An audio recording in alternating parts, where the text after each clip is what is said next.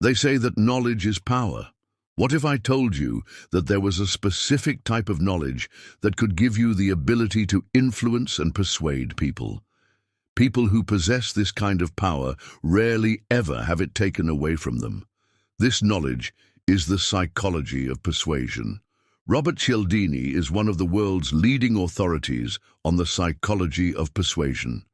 In his book, Influence, The Psychology of Persuasion, he details 6 universal principles that, when applied correctly, will give you the ability to get almost anybody to agree to virtually anything.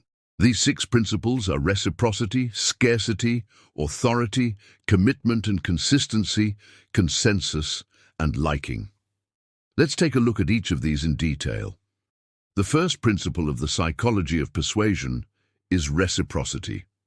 This is our natural tendency to feel obligated to give back anything that we receive. How many times have you received a gift or done a favor for someone and they ask you to do something for them in return? It's only natural to want to give back. Now let me clarify. Cialdini does not suggest that you should resort to manipulation tactics just so you can use this principle against others. Rather, he suggests that you put yourself in a position where people will feel indebted to you by giving them a reason to feel in your debt. A great way to do this is to give people more than they expect. For example, if someone comes to you for advice, spend extra time with them and really listen to what they have to say. Give them even more information than they asked for. Not only will this make them more likely to agree to your request, but they'll be much more likely to become an ally down the road. Reciprocity works both ways. If someone does something good for you, you will want to do something back for them. And if you do something good for someone, they will feel obligated to do something good for you. The second principle of persuasion is scarcity. This is our natural tendency to want things that are rare or hard to get.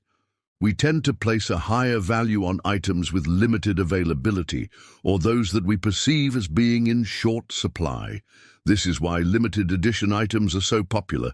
People want what they can't have. Scarcity can also be used in a more subtle way. For example, if you tell someone that an item is rare or hard to find, they're more likely to want it. Or if you tell them that a certain experience is in high demand, they're more likely to try to get in on it. To effectively use the principle of scarcity, frame your requests in a way that emphasizes the limited availability of whatever it is that you're asking for. For example, if you're trying to get someone to buy a product, don't just say it's a bestseller. Tell them that it's a bestseller that's almost out of stock. By emphasizing the scarcity of the item, you'll create a sense of urgency in your potential customer, motivating them to buy before it's too late. The third principle of persuasion is authority. This is our natural tendency to follow people who we perceive as being more knowledgeable or powerful than us.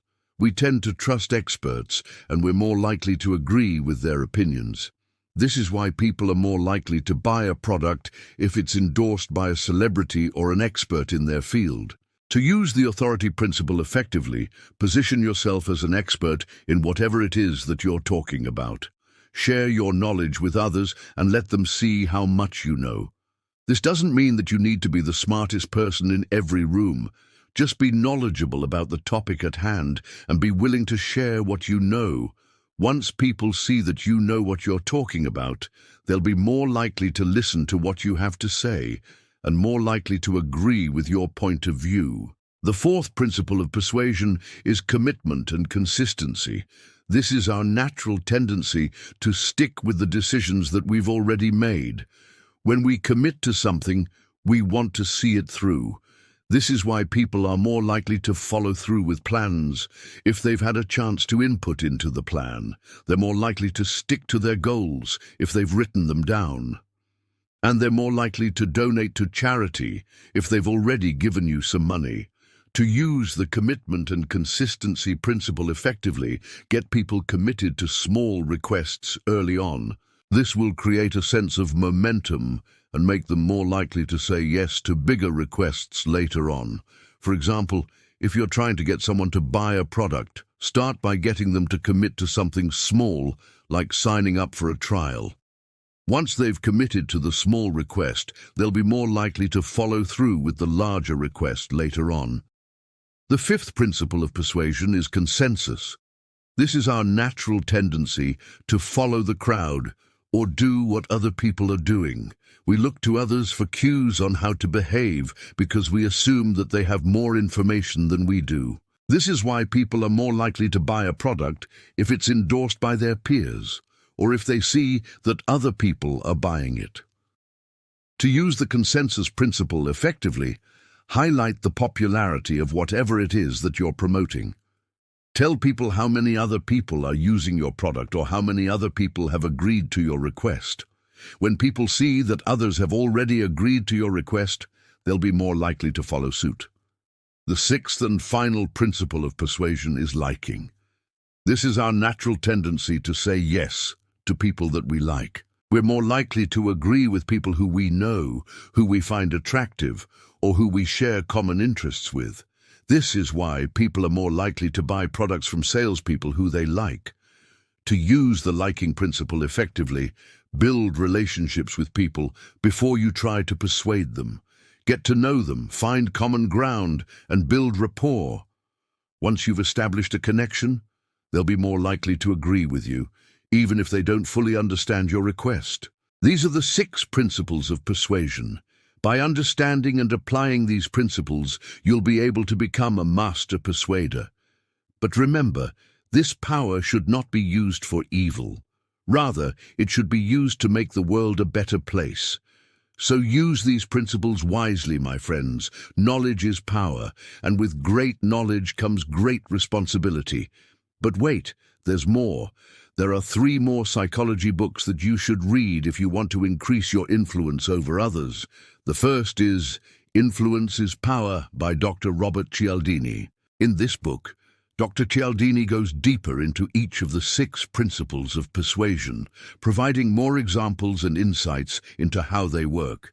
He also discusses ethical considerations when it comes to persuasion and how to avoid common pitfalls.